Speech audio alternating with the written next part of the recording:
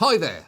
Look, before we start tonight, I wanted to say a couple of things. As you can see, we're still not back in our studio. We're not even where we shot the last show. We've all been working from home this week, including me. So I'm shooting this at home, alone, with no one else in the room. So you won't hear any laughter tonight. Please don't feel that's at all awkward. It certainly isn't for me. I started comedy doing stand-up in England, so I am more than used to doing jokes to silence. It's actually how I'm most comfortable. Also, we had to shoot this on Saturday, because it turns out everything takes longer to put together when nobody is allowed near each other. I want to thank our staff for working so hard to make this possible. I'd like to thank you for watching and for being patient while we try and put the best show we can together for you. And I'd like to tell coronavirus to go fuck itself. Who am I kidding? Coronavirus doesn't watch this show. It's more of a Bill Maher fan. Now, please enjoy our stupid show.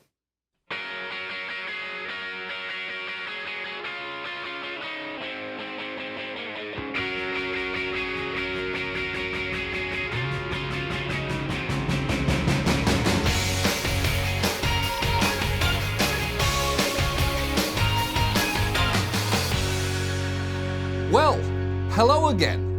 We're back with a show that's clearly going to look a little unusual. As I'm sure you've seen, the coronavirus has forced a number of late-night hosts to record shows from their houses, and we're no different, as my home is, and this is true, a blank white void full of sad facts.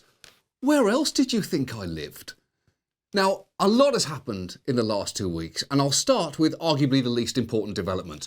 The last time we spoke, I mentioned the work done by a very informative TikTok hamster. Well, I'm thrilled to tell you, it seems the hamster saw it. The hamster just genuinely offered more useful public health advice in one 12-second TikTok than the president has in multiple addresses to the nation. Yes! Yes, yes, yes! The hamster knows who I am! It might show just how much the isolation is getting to me, that it's genuinely heartwarming to experience even a connection like that right now.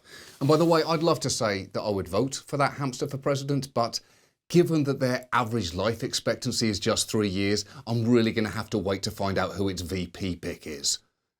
But COVID-19 continues to rip around the globe. On Friday, Boris Johnson, who had bragged earlier this month about shaking hands with coronavirus patients, tested positive for coronavirus.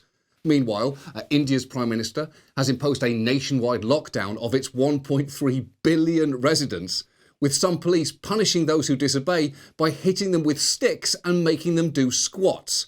And in Italy, which continues to be hit incredibly hard, there's been a trend of local leaders posting videos online, yelling at their citizens for irresponsibly going outside, and they're incredible. Mi arrivano notizie che qualcuno vorrebbe preparare la festa di laurea. Mandiamo i carabinieri, ma li mandiamo con i lanciafiamme. Ora tutti i podisti sono diventati, Adelia. Tutti che vogliono correre. Ma dove andate a correre? Ste cazzo di parrucchiere che vanno in casa a aggiustare i capelli e le femmine. A che cazzo servono? Cioè, ma l'avete capito che utavuto chiudono? L'avete capito che chi cazzo da vedere per sti capelli aggiustati in utavuto? Now, I know that seems extreme, but he is right. If your hair is bad, don't panic. Just let it be bad for a while. Yes, people may see it, and yes, it'll be embarrassing, but you will get through it. Trust me. Trust me. Hey, listen. Trust me. As for here in the United States, the virus continues to spread rapidly. We now have more confirmed coronavirus cases than any country in the world. Number one. And the president has only recently seemed to realise the gravity of the situation. As recently as a month ago, he was saying we have it very much under control, adding, stock market starting to look very good to me, before abruptly shifting gears to claim that he felt it was a pandemic long before it was called one, and then, just last week, making this grand declaration. I'm a wartime president. This is a war. This is a war. Different kind of a war than we've ever had. Yeah, I guess it is different, isn't it? It's like World War II, only the enemy is invisible. Or like the Vietnam War, only this time Trump is actually taking part. And yet, incredibly, after briefly embracing the need for everyone to engage in social distancing to flatten the curve. On Tuesday, our wartime president seemed to already be considering giving up the fight and encouraging everyone to go back to work. We're opening up this incredible country because we have to do that. I'd love to have it open by Easter. Okay, I would love to have it open by Easter. I will tell you that right now. I would love to have that. It's such an important day for other reasons, but I'll make it an important day for this too. Okay, setting aside the Easter's an important day for other reasons, the date he's setting is just 2 weeks from now, which is objectively way too soon. Although, if you were going to pick a holiday to break quarantine, you could do a lot worse than one honouring the time that Jesus was supposed to stay inside and didn't. And it's worth taking a moment to appreciate just how irresponsible that attitude is. Because we wasted so much time that we could have spent preparing, the virus is now widespread.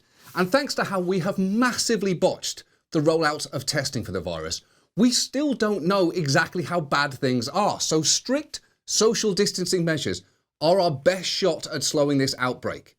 Epidemiologists have said if it were possible to wave a magic wand and make all Americans freeze in place for 14 days while sitting 6 feet apart, the whole epidemic would sputter to a halt. Now, obviously, that magic wand is impossible, but some people aren't even doing anything close to that. And if you need proof of just how true that is, just listen to the understandably exasperated governor of Kentucky. We have a positive case today from someone who attended a coronavirus party. And this is the part where I, the person that tell everybody to be calm, have to remain calm myself. Well, good luck with that, because you just used the phrase coronavirus party. And his disgust at that infuriating term was perfectly expressed by his sign language interpreter, who really got across the whole "what the fuck is wrong with you people" sentiment. Truly, that gesture speaks for America right now. Gift that woman immediately. So we absolutely should not be relaxing measures yet. And Trump actually can't force states to do that. It's up to governors, some of whom, from both parties, are taking this very seriously. Unfortunately, other governors are not. Ron DeSantis in Florida is still resisting issuing a statewide stay-at-home order. And in Texas, Lieutenant Governor Dan Patrick took things even further, agreeing with the president that the economic damage of a lockdown is just too great to bear. I'm not living in fear of COVID-19. What I'm living in fear of is what's happening to this country. And, you know, Tucker, no one reached out to me and said, as a senior citizen, are you willing to take a chance on your survival in exchange for keeping the America that all America loves for your children and grandchildren? And if that's the exchange, I'm all in. What are you talking about? First, if you really want to die so the US economy can boom, we already have a system in place for that, and it's called Black Friday. Have at it. Second, we know what's happened in other countries like Iran and Spain that didn't take social distancing seriously. They're now home to mass graves you can see from space and ice skating rinks being used as makeshift morgues. And I'm in no way minimizing the economic suffering caused by the shutdown, and we should do everything we can to mitigate it. This week's stimulus bill is probably only the start of what is needed for workers. But the idea that people should sacrifice themselves for the economy is absurd. And yet, it actually gained traction this week, co-signed by a variety of conservative pundits, perhaps no more enthusiastically than this guy. I contend there are millions of Americans just like me that will look at their children and their grandchildren's future and they will say, I am not going to have them a slave to debt. I am not going to erase their future because I was afraid to die. I'm not afraid to die. I am afraid that our nation might die, and that dooms millions to poverty, illness, starvation, and a lack of hope. Let's see if that will trend. Yeah, Let's see if that will trend, you thirsty bitch. But you get that the coronavirus is not the Hunger Games, right? You can't volunteer yourself as tribute. And what you're doing is actually much darker. You are actively volunteering others, including people of all ages with health conditions, to die. And even if these guys are okay with letting the coronavirus kill as many people as it feels like, so that the economy's protected, which again, really, there are, and I cannot believe I have to say this, significant drawbacks to hundreds of thousands of people dying. Hospitals would be completely overwhelmed, which means people suffering from things that aren't the coronavirus also wouldn't be able to get the treatment that they need, leading to even more people dying, which, to put this in the only terms that they seem to care about, also tanks the economy. So relaxing social distancing right now isn't just trading one bad outcome for another. It's trading one bad outcome for both bad outcomes. It's shitting on your cake and choking on it too. Look, it's critically important for America to be getting a clear, consistent message about the severity of the threat that we're currently facing. That is the only way that we will be able to manage this virus, contain casualties, and get back to something resembling normalcy. And floating an Easter end date isn't the only troubling decision the president has made. Right now, one of the major challenges facing hospitals across the country is a critical shortage of even basic personal protective equipment like masks, respirators, gloves, and face shields, because they are running short to an alarming extent. There are people that literally are wearing bandanas because they have nothing better than that to protect themselves. I've seen people using the plastic protector sheaths for their kids' homework to put in as a face mask. I've seen people even wearing ski goggles, Halloween costumes that were masked to try and cover up parts of their face. Holy shit. That is terrifying, both for the medical workers who are risking their lives to help patients, but also for the patients. Imagine being hospitalized for coronavirus and then seeing this walk through the door. I'd opt out. Yeah, I might die, but that's better than whatever this freaky shit is. And it's not just masks. Hospitals also need equipment like ventilators to help people breathe. Without enough of them, people will die. And yet, as recently as Thursday, Trump was choosing to not so much address the problem as try and minimize it. Watch him dismiss a request for ventilators from New York Governor Andrew Cuomo. I have a feeling that a lot of the numbers that are being said in some areas are just bigger than they're going to be. I don't believe you need 40,000 or 30,000 ventilators. You know, you go into major hospitals sometimes, they'll have 2 ventilators, and now all of a sudden they're saying, can we order 30,000 ventilators? Yeah, that's the problem. Hospitals don't have that many ventilators, and now there's a pandemic. Trump must be so confused by fire departments. You walk into most houses, they got some sinks, maybe a few cups. Now all of a sudden they're on fire and they say they need hundreds of gallons of water sprayed at them with hoses. I just don't buy it. And the thing is, medical equipment shortages are a problem that Trump actually could help solve. As a wartime president, he has a major tool at his disposal, the Defense Production Act. It enables the federal government to compel companies to prioritize the production of essential supplies. People have been begging him to use that authority for weeks now, but he only did so for the first time on Friday to force GM, and only GM, to make ventilators. And it's not like the DPA can magic them out of nowhere. It could still take months for companies to make them. That is why it would have been nice if Trump had invoked it fucking months ago. You know, when he saw it was a pandemic before everyone else. And there is still so much more he could be doing with the DPA, because it also allows the federal government to take charge of allocating materials like protective equipment and direct them to where they're most needed. And without that happening, right now, states are competing against each other in a free-for-all, as New York Governor Andrew Cuomo will tell you.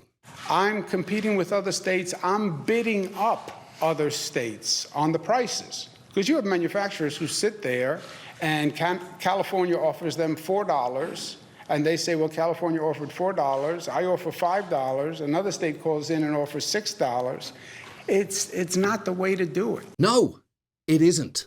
States obviously shouldn't have to hope they can outbid each other for boxes of life-saving equipment while the nation watches. This is the government's response to a pandemic, not fucking storage wars.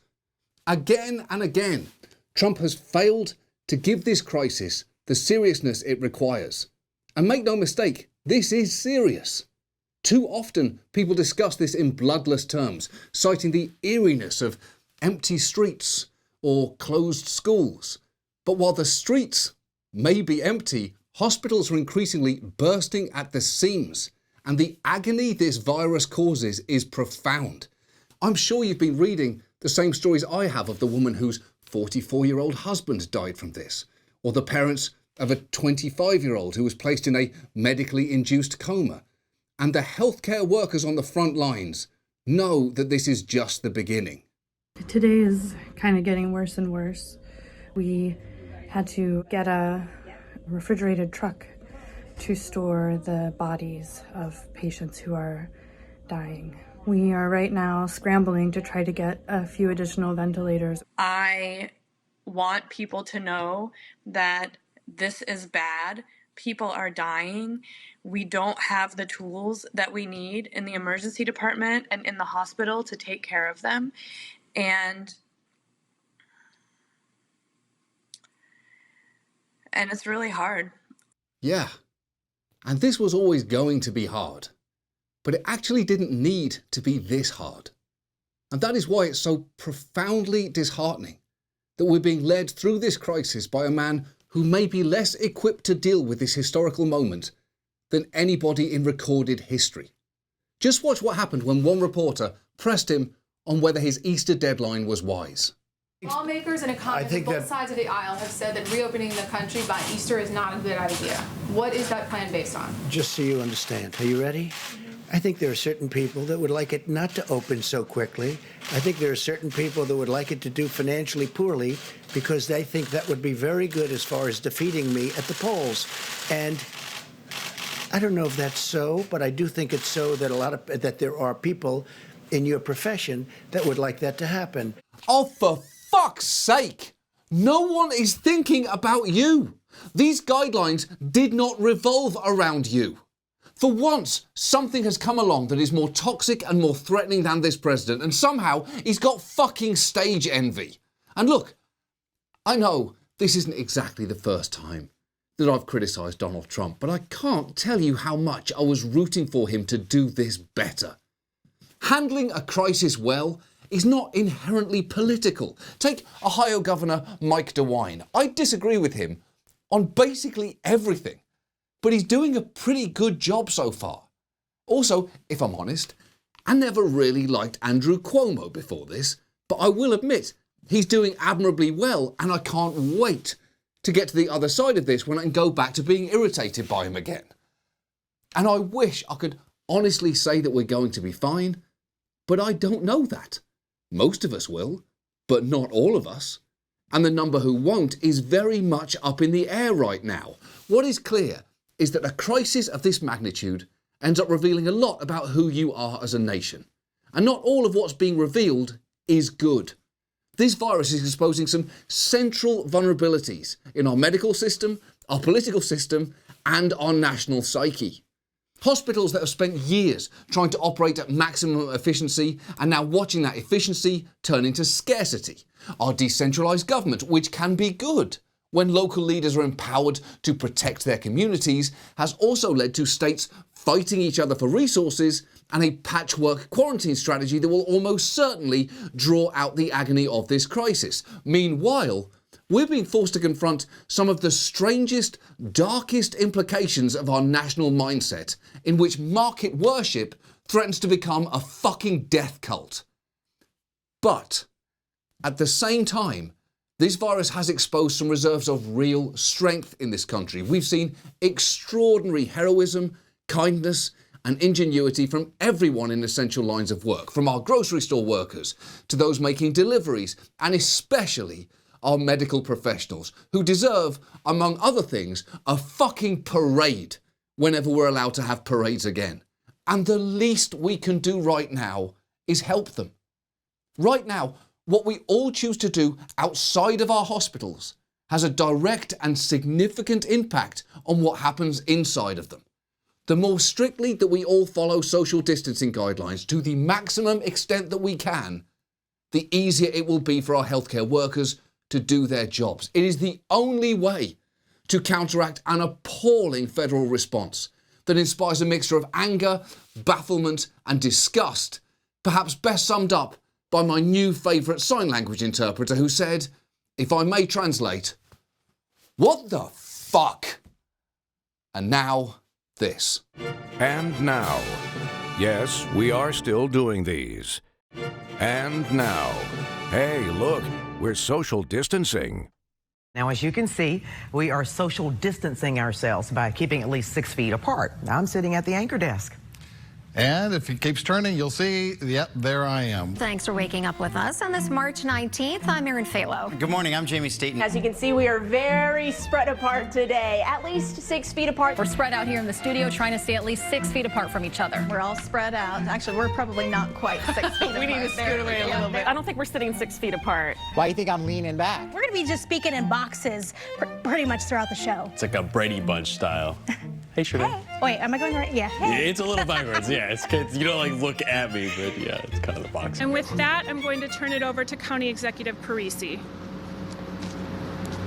Thank you, Janelle. We should stand 6 feet apart. We should stand 6 feet apart.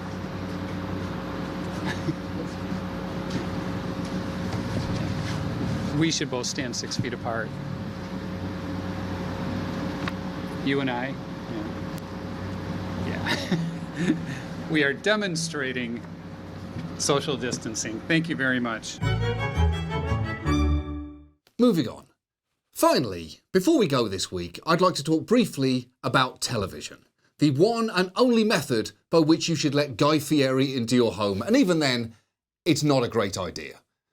To deal with the relentless onslaught of upsetting news coupled with the crushing boredom of never getting to leave your house, you've probably been watching a clinically disgusting amount of TV. I know I've binged so many shows, I'm worried I'm going to reach the end screen of Netflix, which I imagine is just the words, "Look at what you've done to yourself."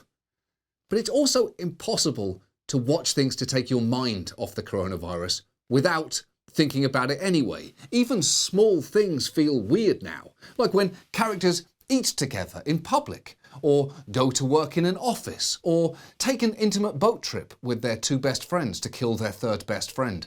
I just hope Tony washed his hands for 2 happy birthdays after riddling Big Pussy's enormous body with bullets and dumping him into the Atlantic Ocean. It's the only responsible way to do that. And if you are worried that you might be running out of content that can help you mentally escape, then you're actually in luck. Because I was recently introduced to one of the greatest pieces of television ever broadcast, and it begins like this.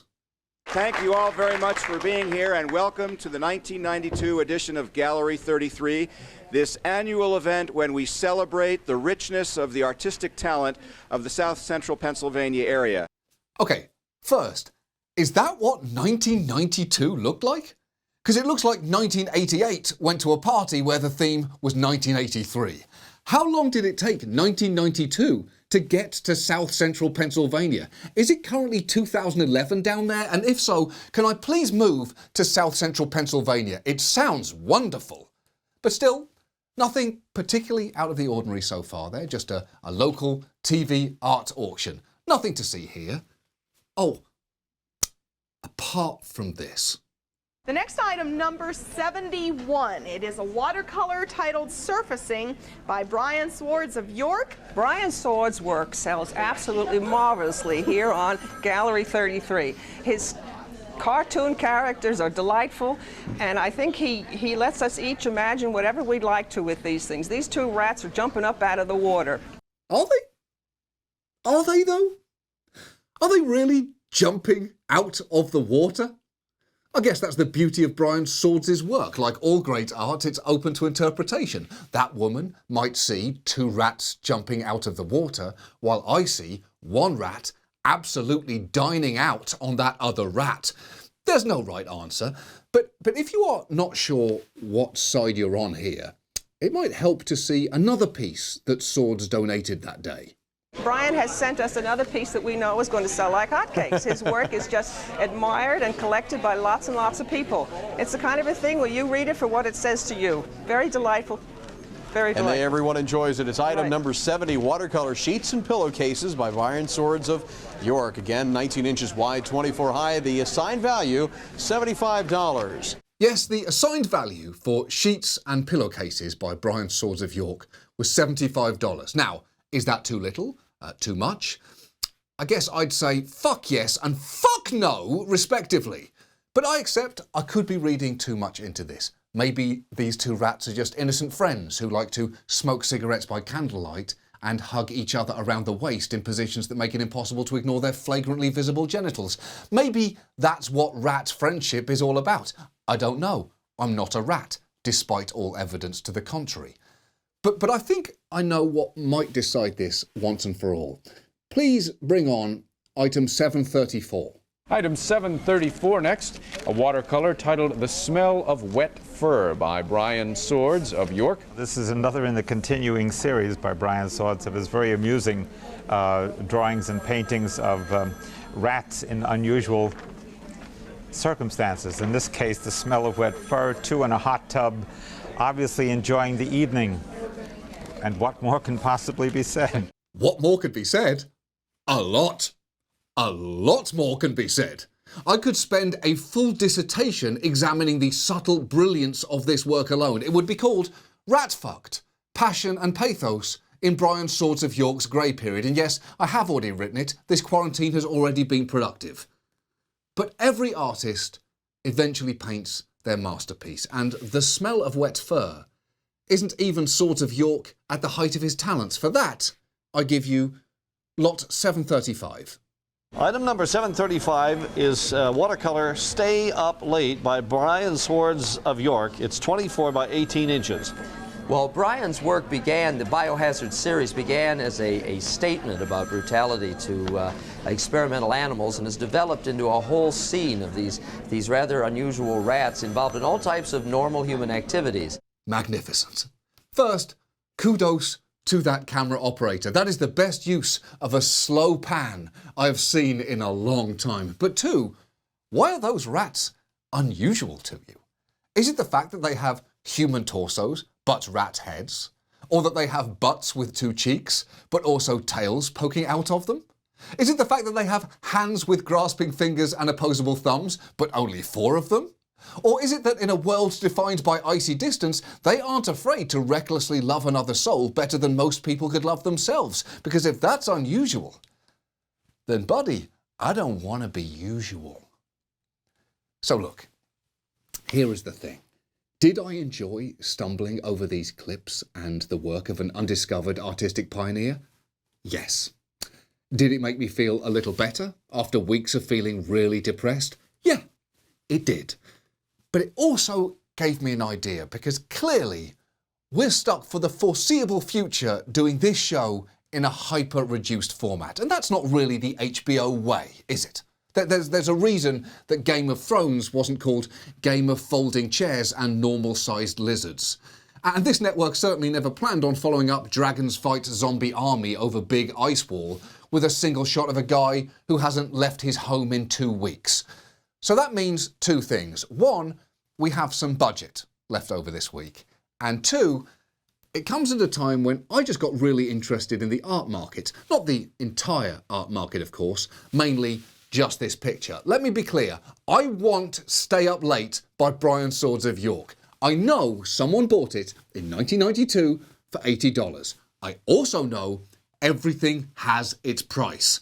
So I am offering the current owner, whoever you are, $1,000 plus a donation of $20,000 to the food bank in your area. This is real. So if you own this masterwork, or you know the lucky person who does, please email john@johnoliverwantsyourrat.erotica.com, a URL that was disappointingly available. Because I want that piece of art hanging behind me on this wall next week.